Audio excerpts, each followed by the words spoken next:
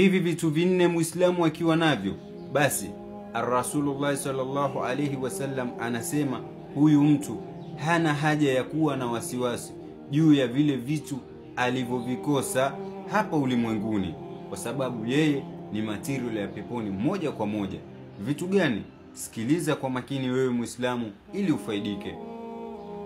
Qala sallallahu alayhi wasallam, arba'un idha kunna fik fala alayka ma fataka min ad-dunya.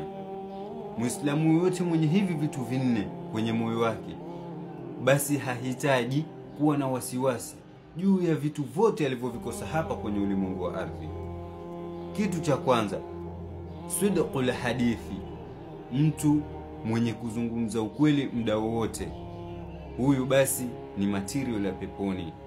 Wa hifdhul amanati, mtu ambaye kwamba amehifadhi uaminifu wake, hatawahi kuvunja uaminifu wake juu ya wenzake, waislamu wenzake au mtu yoyote.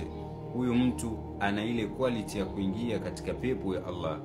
Na mtu wa tatu, wa husnul khuluqi, na mtu mwenye tabia njema, pia huyu naye ni material ya kuingia katika pepo ya Mwenyezi Mungu.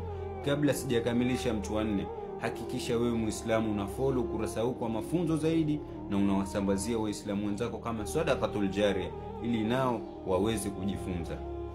Mtu wa nne na wa mwisho, huyu ni mtu ambaye kwamba ana roho safi, hatawahi kuwatendea binadamu wenzake mambo mabaya katika huu ulimwengu wa ardhi. Mtu mwenye hizi tabia nne, basi ajue yeye ni mmoja wao kati ya wale ambao kwamba Allah atawaingiza katika pepo yake. Shukran.